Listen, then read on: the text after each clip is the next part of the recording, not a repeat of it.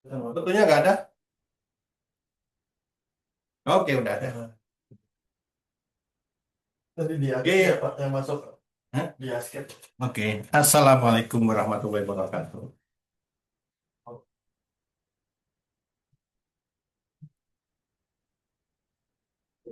Oke, selamat bergabung Mas Radit.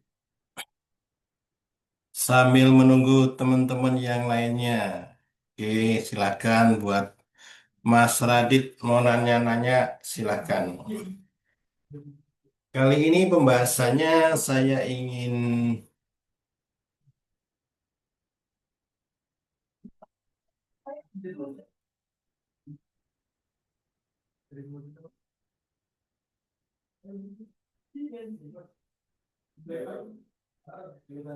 Mas Radit siap?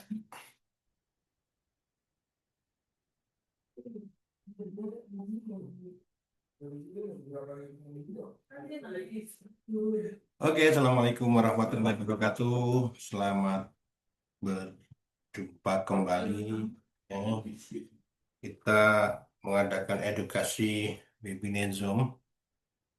Kali ini saya ingin mengulas, membahas strategi, ya, tentunya buat para trader, karena banyak strategi atau sistem yang digunakan untuk trading. Kali ini saya ingin yang sederhana, yang sering ditunggu-tunggu, yaitu strategi menghadapi news atau berita. Ya, artinya apa? Di sini kita lebih fokus ke fundamentalnya.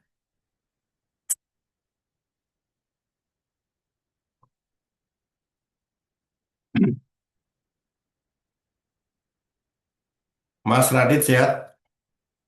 Ini saya menunggu yang lainnya ini belum pada masuk ini, lagi sibuk.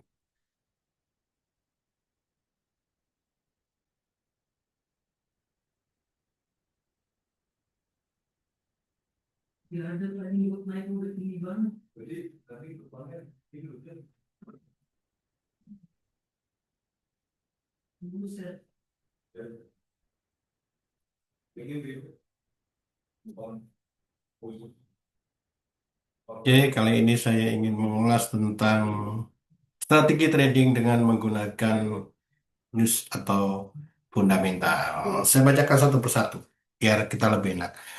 Strategi trading dengan menggunakan fundamental. Dalam teknik trading ada beberapa macam strategi yang digunakan, di mana masing-masing trader akan berbeda-beda. Ini tergantung pada masing-masing ya, karena punya sudut pandang yang berbeda-beda. Saya melihat ini dari sudut fundamental. Ada yang trading berdasarkan analisa teknikal, ada juga yang trading berdasarkan analisa fundamental, dan ada juga yang menggabungkan keduanya. Tapi yang paling bagus, yang paling banyak dalam ini adalah keduanya, yaitu menggabungkan antara teknikal dan fundamental. Dalam bahasan ini kita fokus pada trading berdasarkan analisa fundamental atau news.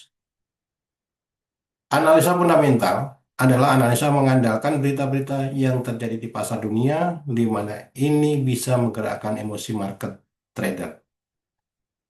Dan untuk mempelajari dengan benar, harus mempelajari ilmu ekonomi secara makro. Ya kan? Prinsip-prinsip analisa fundamental yang harus diketahui diantaranya satu, reaksi berantai. Apa sih yang disebut dengan reaksi berantai? Reaksi berantai semakin besar dampak berantai suatu informasi,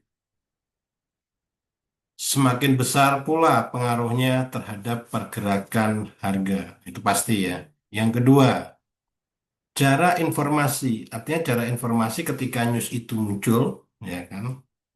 Itu juga akan mempengaruhi eh, pergerakan dari harga tersebut, ya. Jadi jarak informasi itu semakin dekat informasi yang semakin besar pengaruhnya terhadap pergerakan harga. Dan yang ketiga, sumber berita. Ya. Sumber berita semakin resmi, ya, dari sumber berita semakin kuat pengaruhnya. Makanya resmi itu apa? Terutama dari pemerintah, Kalau di bank atau bank sentral, terutama Amerika The Fed, ini data-data itu karena dari sumber yang resmi, maka pengaruhnya cukup besar terhadap pergerakan market itu sendiri. Yang keempat adalah jenis berita. Setiap berita mempunyai nilai atau kekuatan atau besar kecilnya pergerakan sehingga harus benar-benar dipahami seberapa besar pengaruhnya sehingga tidak terjebak dari atau oleh pergerakan yang kadang di luar perkiraan. Ya. Jadi empat prinsip tadi itu sudah menjadi fundamental yang cukup kuat, ya, dan penting agar kitanya bisa eh, menentukan bahwa sampai seberapa besar kekuatan dari berita itu, apa itu berita itu berpengaruh.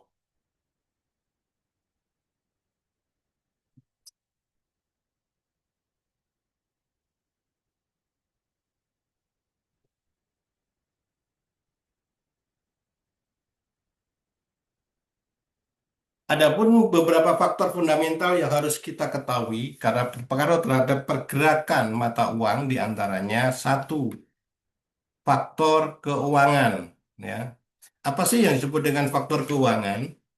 Yaitu perubahan kebijaksanaan keuangan suatu negara, misalkan nilai ekspor, pendapatan, ya, pengangguran, dan lain akan sangat berpengaruh terhadap nilai tukar mata uang negara yang bersangkutan. Yang kedua, tingkat suku bunga. Kenapa suku bunga ini mempengaruhi cukup kuat, ya. Besar kecilnya tingkat suku bunga terpengaruh terhadap nilai mata uang negara tersebut, yang kemudian berpengaruh pula terhadap suku bunga kredit, ketertarikan investor, dan lain-lain. Yang ketiga, faktor politik dan sosial.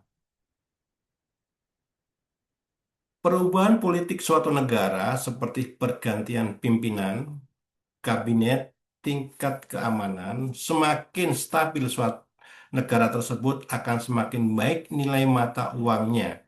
Ya. Jadi faktor politik dan sosial ini juga sangat berpengaruh karena misalkan ada demo itu juga akan berpengaruh dalam suatu pergerakan dari mata uang. Karena ini kan masalah ekonomi, ya. Jadi masalah ekonomi juga tentunya akan berpengaruh terhadap mata uangnya itu. Keempat adalah bencana, ya, kerusuhan. Faktor yang tidak dapat diprediksikan dan sangat berpengaruh. Terutama hal ini adalah pengaruh negatif tentunya.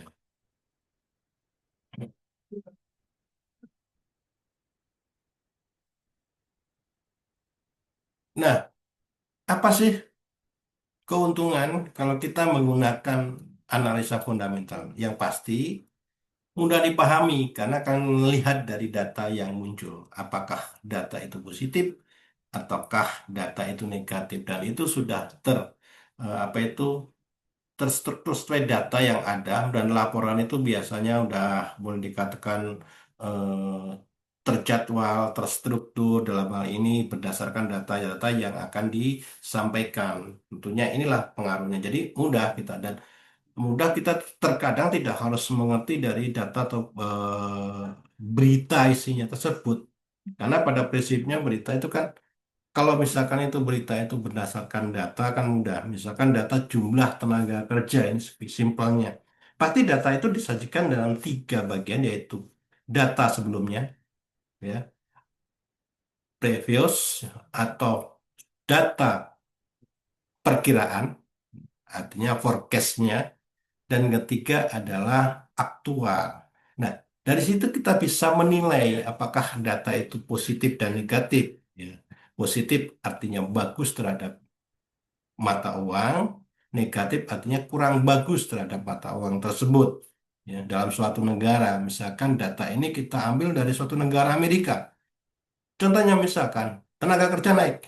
Data sebelumnya misalkan ada 50.000 tenaga kerja yang terserap dan perkiraan akan naik menjadi 50 atau 60.000 tenaga kerja. Nah, di sini sudah mempunyai pengaruh sebelum data rilis aktualnya terjadi. Orang sudah memperkirakan, wah bagus ini.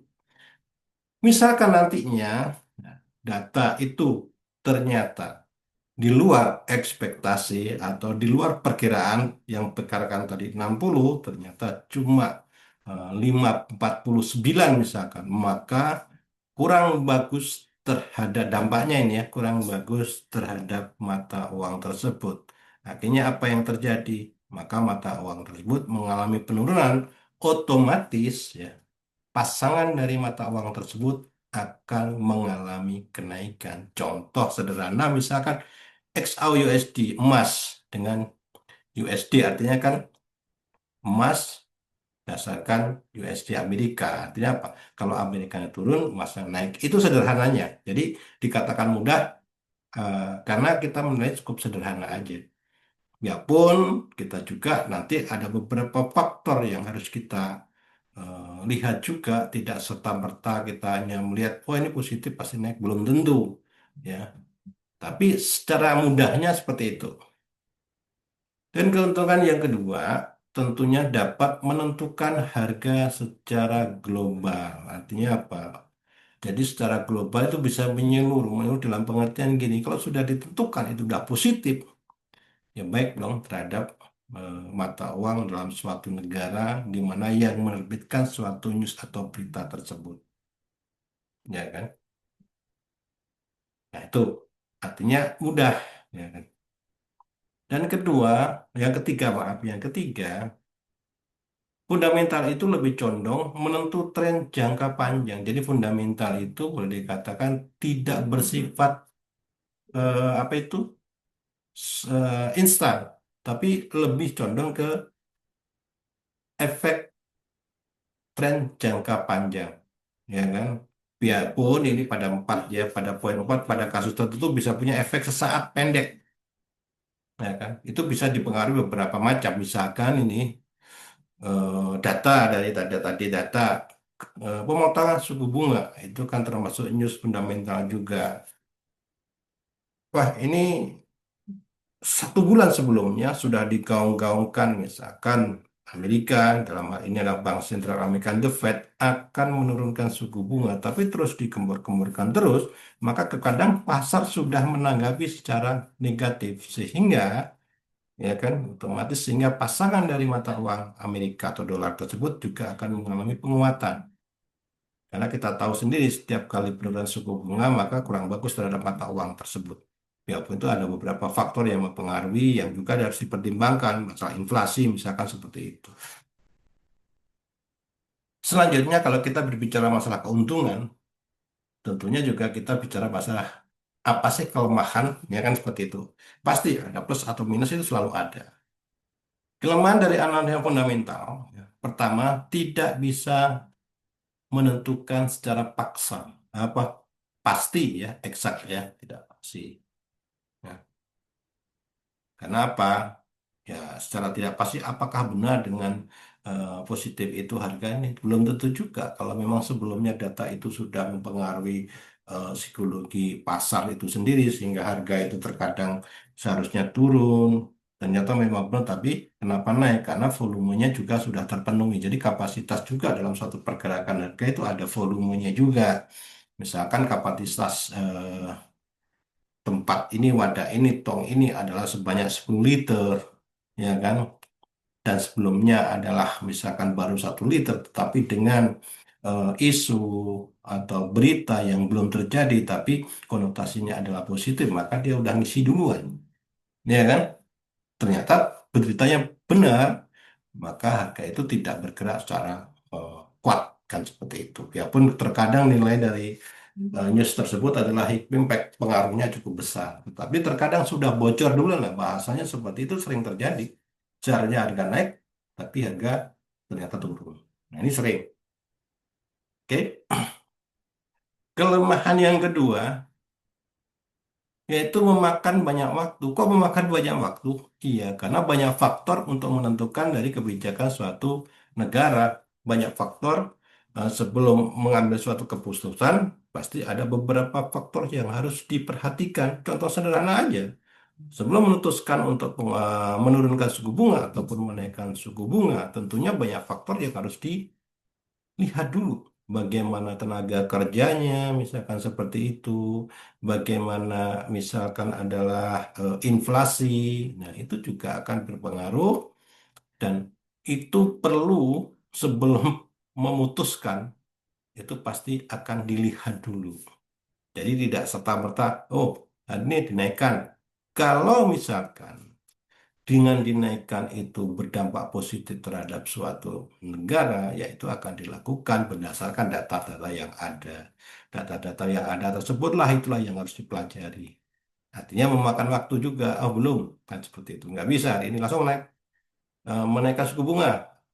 Oh besok kita turunkan lagi. Nggak bisa seperti itu. Karena ini perekonomian sebenarnya panjang. Yang ketiga, kelemahannya subjektif. Terlalu banyak asumsi yang dipakai. Ini terkadang kan seperti itu, apalagi yang namanya sentimen market.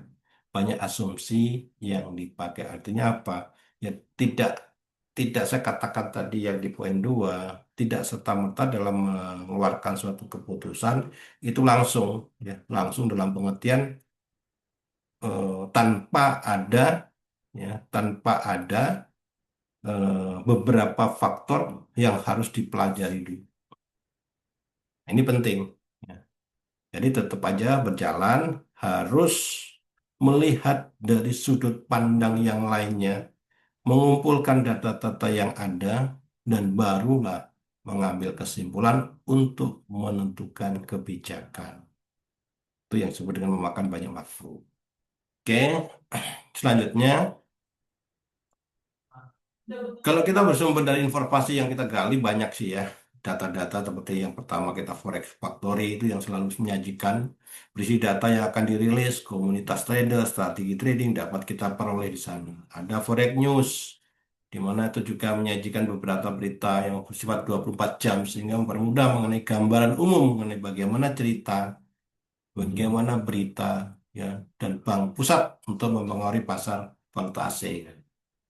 Yang ketiga ada GarenCipro.com ya ada FX Rates, Saxo Bank ya kan, Phoebus News, Financial.com dan itu semua adalah beberapa data yang bisa kita ambil sebelum kita melihat menyimpulkan juga. Jadi kita tidak juga percaya 100% terhadap news yang ada tanpa kita membaca beberapa data berita yang ada. Tentunya kan seperti itu. Ada beberapa news yang tergolong high impact berdasarkan urusan efek ya yang ditimbulkan. Contohnya ini terhadap mata uang ya. Non-farm payroll ini bisa sampai 200 pip ya kalau kita bicara masalah pip untuk mata uang nih. Unclaimed claim, claims, change itu 170 kurang lebih ya. Jadi tidak mutlak terkadang bisa sampai 200, terkadang cuma 100. Itu ada rata-rata FMC rate decision itu sampai 140 itu untuk mata uang ya. Kalau ditanya masalah pergerakan dari eh, emas berapa ya, kalau emas rata-rata ya atau XAU itu kurang lebih 3 kali lipat dari pergerakan dari pair mata uang atau currency itu sendiri. Nah ini adalah sebagai contoh-contoh aja ya jadi beberapa berita yang cukup kuat pengaruhnya terhadap pergerakan dari mata uang itu sendiri. Oke, lanjut. Terus ketika kita sudah menentukan seperti itu kan kita juga harus punya strategi.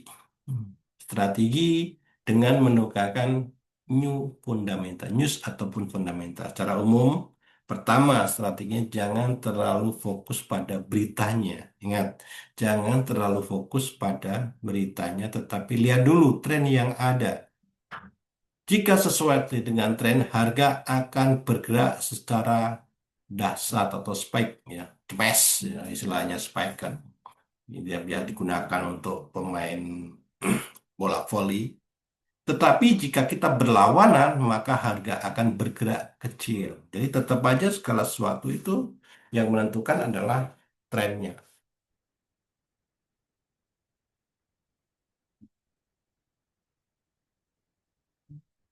Yang kedua, lihat forecast-nya, bullish atau bearish, ya kan? Nah, ini adalah kecenderungan harga sesuai dengan trennya. Yang ketiga, menjelang news dirilis, harga akan konsolidasi dari opennya. Artinya bergerak terkadang itu baru apakah naik turun itu pergerakannya cukup kencang sekali. Kalau kita nggak hati-hati, terkadang kita bisa terjebak. Terjebak. Oke, bila news bertentangan harga akan bergerak sesaat ya, atau hanya koreksi dari sebuah tren. Bila news sesuai dengan tren, maka efeknya akan membuat spike atau bergerak cukup dahsyat. Ya, cukup dahsyat dalam hal ini. Oke, lanjut. Nah, ini ada strategi juga kalau kita masuk market sebelum news dan trading sesudah news. Kalau sebelum news, ini strategi aja. OP sesuai dengan tren. Jika news berlawanan dari tren, maka harga bouncing, ya, bouncing atau mantul dan akan kembali sesuai dengan trennya, maka bisa averaging. Yang kedua, menjelang news harga akan ringboard atau konsolidasi. Yang ketiga, jika sesuai dengan tren, efek news cukup besar, bisa sampai 80 sampai 200 pip. Kalau sekarang bisa lebih ya, kan seperti itu. Efek news juga dapat dijadikan patokan untuk memastikan tren yang terjadi. Misalkan harga hijau greens, maka harga bullish, dan jika harga red, maka harga cenderung bearish. Selanjutnya adalah trading sesuai dengan news. Bila news searah tren, biasanya akan terjadi breakout dan harga akan berlanjut. Ya, breakout dan harga akan berlanjut jika sesuai dengan tren. Bila berlawan, maka akan melakukan koreksi saja dan akhirnya mantul kembali, bouncing ya, dan meneruskan arah tren. Bila news yang dirilis dapat memastikan arah tren yang sedang terjadi, di mana harga akan bergerak spike ke arah tren. Yang ketiga, bila news berlawanan maka hanya koreksi saja, kecuali bila terjadi perubahan tren. Karena pada prinsipnya fundamental juga bisa mengubah, ya, artinya mengubah atau berubah dari tren. Misalkan fase perubahan tren bisa terjadi di news itu ketika terjadi suatu news. Ya, di mana dari tren up bisa berubah menjadi tren down apabila syarat dan ketentuan yang sudah berlaku itu terpenuhi. Yang lima, bila salah satu melakukan transaksi segera hedging atau cut loss. Bila salah melakukan transaksi, ingat, bila salah melakukan transaksi segera hedging atau cut loss.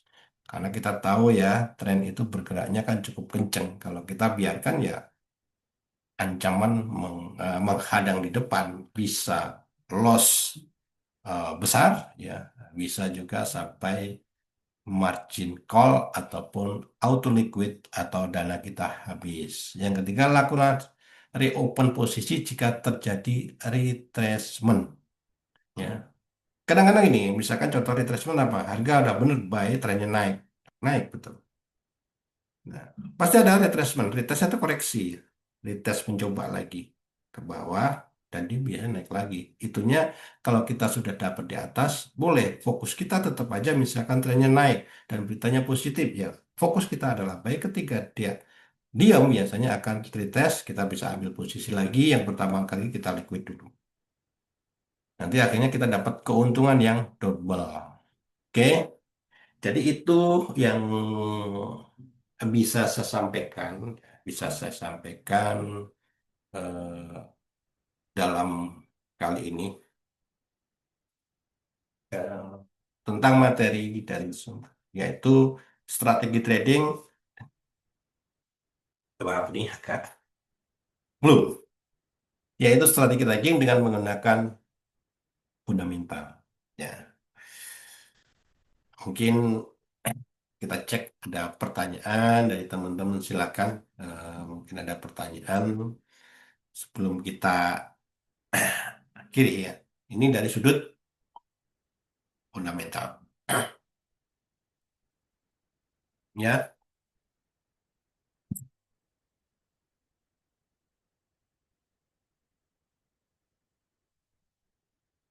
Untuk teknikal,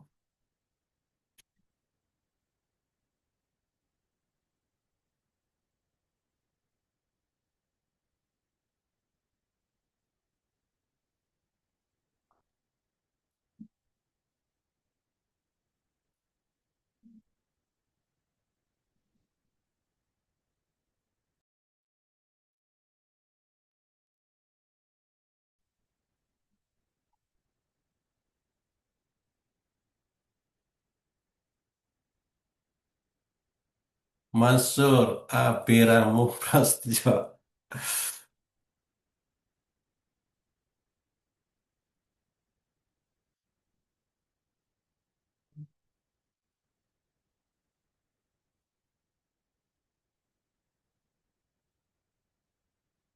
Nah, ini materi tadi sudah saya sampaikan, baru masuk ini ya. Jadi eh, baru masuk, nggak apa-apa, nanti akan saya share materinya karena tadi udah 30 menit sudah saya uraikan satu persatu tentang news ya, tentang news. Boleh ambil ini sambil kita tanya jawab ya.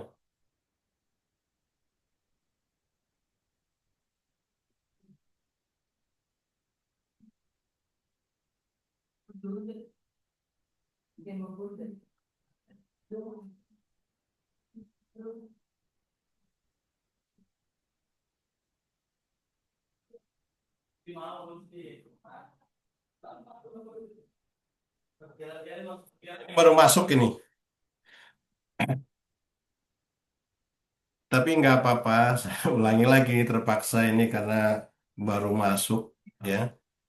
Gimana akan saya ulang sedikit aja karena tadi sudah saya jelaskan secara detail. Seharusnya ini tinggal sesi tanya jawab ya, tinggal sesi tanya jawab bahwa materi yang saya sampaikan tadi hampir 30 menit itu adalah strategi trading yang menggunakan fundamental ya. Jadi karena ini baru masuk tadi udah 30 udah saya jelaskan, jadi ini saya sepintas lagi aja. Jadi pada prinsipnya trading dengan menggunakan fundamental ini yang baru masuk ya. Kebetulan tadi udah saya detailkan, nggak apa-apa, tapi saya ulangi sedikit tentunya karena waktunya juga terbatas. Mudah nanti kita juga bisa ada waktu luang lagi, kita bisa uraikan satu persatu. Jadi ini saya secara global lagi. Dalam teknik trading ada beberapa macam tadi ya. Jadi prinsip dalam fundamental itu diketahui diantaranya sifat berantai, informasi, cara informasi ya. Berantai artinya semakin besar dampak berantai suatu informasi, semakin besar pula pengaruhnya. Yang kedua, cara informasi. Semakin dekat informasi, semakin besar pengaruhnya terhadap pergerakan harga juga. Sumber berita. Nah, sumber berita di sini adalah semakin resmi dari sumber berita. Ya. Nah, ini kebetulan waktunya juga tinggal 10 menit.